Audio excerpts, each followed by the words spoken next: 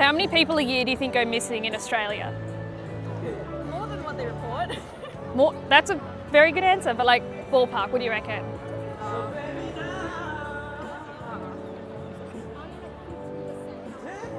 I'm factoring in like unreported Indigenous people. What is reported though? Random number. She's not the right target audience for that question. 1,000 people, 2,000. 38,000 people a year. Yep. About 2,500 of those are long-term missing people, so they're gone for longer than 3 months. So imagine you're walking through the bush and you find a body. It's been there for quite a while. You're going to call the police. I hope. So when they come to the body, they're going to call the forensic scientists, being me. So my area as in forensic science research is forensic entomology or entomotoxicology.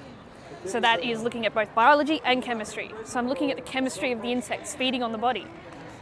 So when the forensic scientists come and have a look at this body that you found, that the police have called them for backup, so they come, have a look at the body, they find his wallet in his pocket, they know who it is, but they don't know how he died. So they've got to figure that out, and so to do that they do a lot of wound analysis. So there's many different things that can cause different wounds. You've got bats, you've got knives, you've got all these different sort of things that can be used as weapons.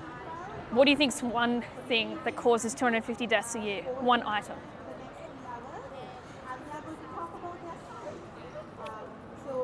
One weapon, one would say. Phones. Guns. Yes. I thought it would be more. So if someone was shot, it would leave a very, very, very small little hole. I might get you to get the flower and the t-shirt out. You're going to shoot this little Nerf gun. So I can explain how this works. So if a bullet hits someone, like imagine it grazes your arm, it'll keep on going and the bullet won't stay in your body.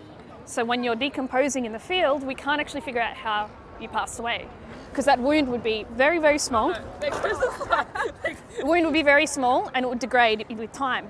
But there's something called gunshot residue. So when a bullet's fired, I'm not sure how much you know about it. So it's like decent amount, you've got the powders behind, creates an explosion, shoots it out. But we've got a plume of powder. This wind might impact this. So we've got a plume of powder that comes out of the muzzle. And what you'll do, this is probably the easiest way, you'll be shooting my lovely volunteer here at point blank range. So then you can see the gunshot residue coming out, but then you'll also see it around here. So in real life it's invisible, but flour and a Nerf gun's the best we've got. So, no, you can stand over there.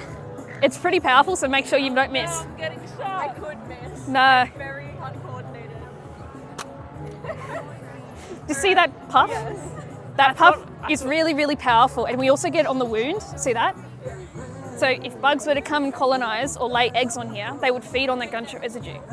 What I'm looking at is picking up these bugs from the body once that wound's gone and decomposed so much. If I pick up the bug, do some chemistry on it, I can actually tell that that was a gunshot wound weeks into the period where you can't see that little hole, that neat little hole. So then we can identify cause of death when we have no other evidence to say this person died of a gunshot wound. Yes. It's similar to what I want to do. Like on a list of things, forensic anthropology is pretty high. Yeah. Very interesting. It is. And yeah, not many people, or no one's actually looked at it before, and it's pretty decent. So I'm publishing my research at the moment, and it does show that yes, we can, for quite a long period, figure out how someone died. Yeah. I'm planning on doing my research on something in the field